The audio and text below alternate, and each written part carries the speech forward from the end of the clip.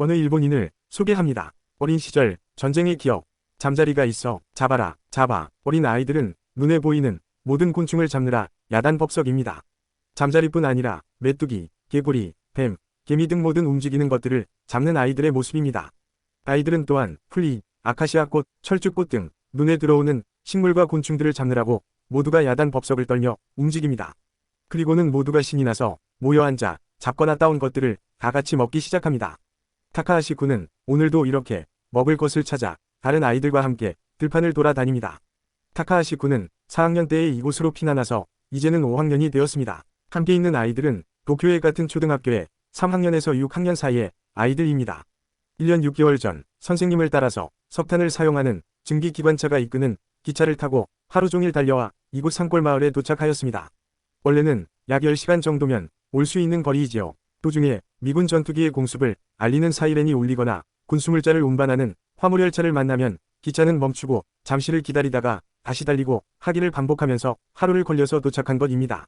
집과 학교, 그리고 부모와 형제들을 떠나 이곳 야마가타 산골 온천마을의 역관에 머물게 된 것입니다.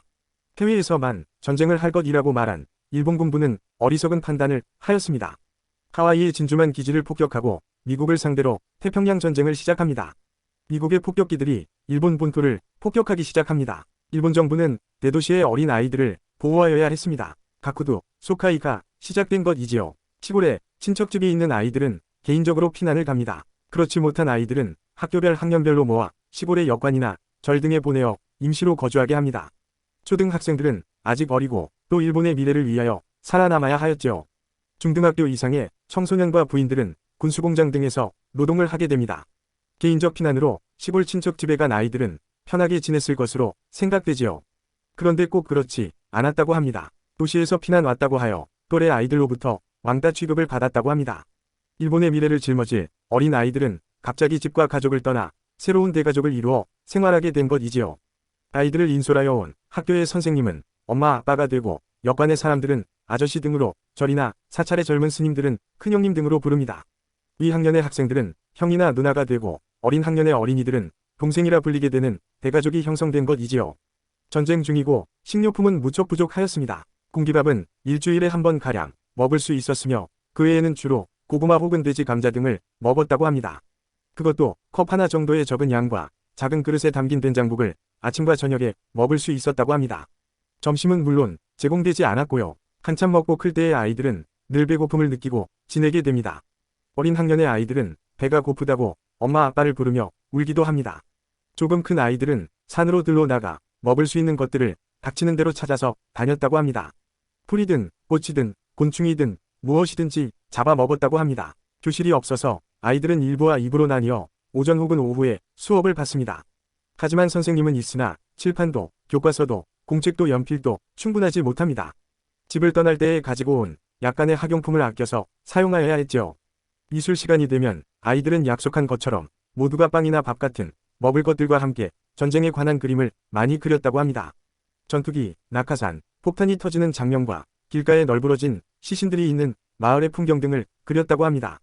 운이 좋은 아이들은 부모가 면회를 오기도 하지요. 그러면 아이는 선생님과 부모와 함께 따로 떨어진 방에서 부모가 가지고 온 음식을 다른 아이들이 눈치채지 않도록 나누었다고 하는군요.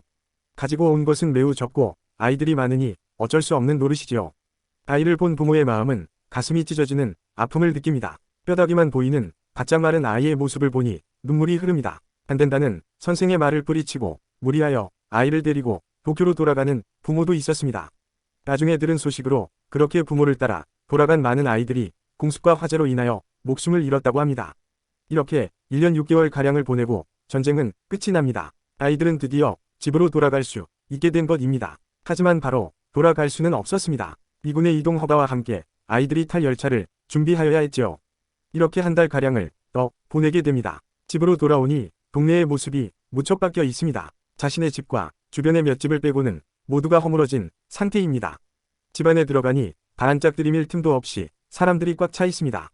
공습으로 인하여 집을 잃은 친척과 이웃들, 그리고 부모님과 공장에서 함께 일했던 사람들이 찾아와 함께 살게 된 때문이지요.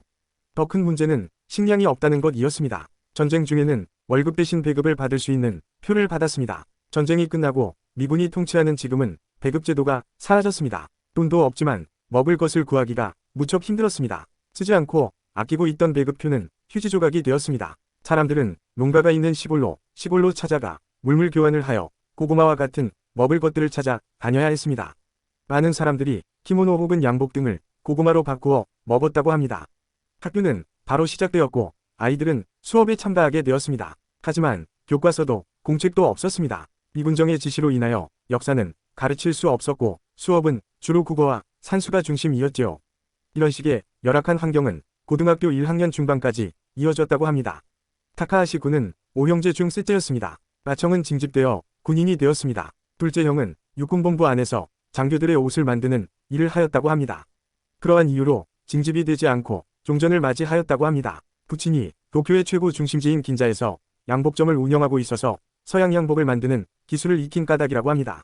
첫째 형은 중국으로 파견되어 헌병으로 근무하게 됩니다. 전쟁이 끝나고 헌병이었던 큰형은 일본으로 돌아오지 못하고 중국에서 재판을 받게 됩니다. 가족 모두가 걱정을 합니다. 전쟁이 끝날 때까지 무사히 살아남았지만 이제는 전쟁이 끝난 중국 땅에서 죽게 되었다고 한숨만 쉬고 있었다고 합니다.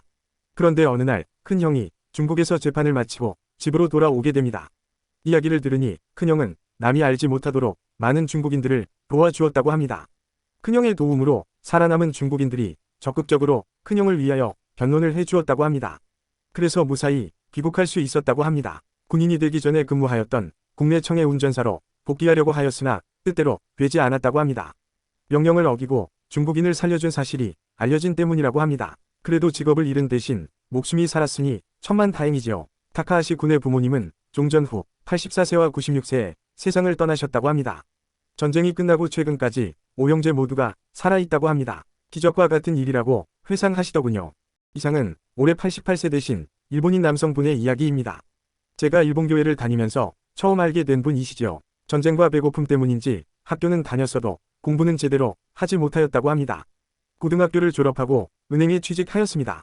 은행 일을 하기 위하여 책을 사서 주변이 눈치채지 않도록 열심히 공부하며 노력하였다고 합니다. 은행 안에서 자발적으로 생긴 성서연구회에 참석하여 기독교인이 됩니다. 일본의 전통 시조 혹은 창이라고 할 수 있는 노를 전문적으로 배웁니다. 그리고 노를 사용하여 교회 혹은 일반 무대에서 성서의 부활이나 크리스마스 이야기를 전하기도 합니다.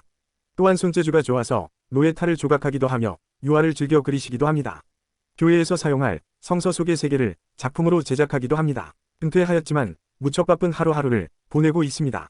여쭈어 보았습니다. 초등학생 시절 상볼에서 전쟁을 지내며 가장 기억에 남는 것이 무엇입니까? 돌아온 대답은 배고픔이라고 하십니다. 초등학교 4학년부터 고등학생 초기까지 늘 가난하고 배고픈 기억이 떠오른다고 하십니다. 이는 어쩌면 키가 작은 일본인들이 자주 눈에 띄는 이유인지도 모르겠습니다.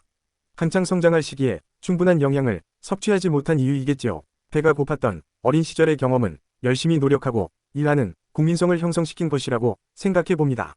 그리고 이는 경제대국을 이룬 일본 국민의 밑바탕이 되었다고 생각합니다. 전쟁의 상처를 잊고 일어나 선진국을 일구어낸 한국 국민과 겹치는 부분이라고 생각합니다. 88세의 타카하시 님조차 전쟁의 기억은 매우 수동적입니다. 현재의 일본 사회를 움직이는 대부분의 일본인은 전쟁은 물론 식민통치 시대를 경험하지 않은 세대입니다. 이들을 향하여 사죄하라고 하는 것이 어쩌면 허공에 뜬 외침일 수도 있다는 생각을 해봅니다. 이제부터의 한일 관계는 새로워졌으면 합니다. 하루빨리 과거를 청산하고 새로운 미래에 새로운 이웃으로 발전하기를 바랍니다. 하루라도 빨리 양국의 국민을 설득하고 또 의미 있는 메시지를 발신하는 지도자가 나타나기를 기대합니다. 본 영상에서 사용한 이름 타카하시 군은 가명이었음을 밝힙니다. 이상으로 어느 일본인을 소개합니다. 어린 시절 전쟁의 기억 영상을 마치겠습니다. 일본을 알면 한국이 보이고 한국을 알면 일본이 보인다. 제17화 지금까지 함께하여 주신 시청자 여러분 감사합니다. 오늘도 건강하고 행복한 하루가 되시길 기원합니다.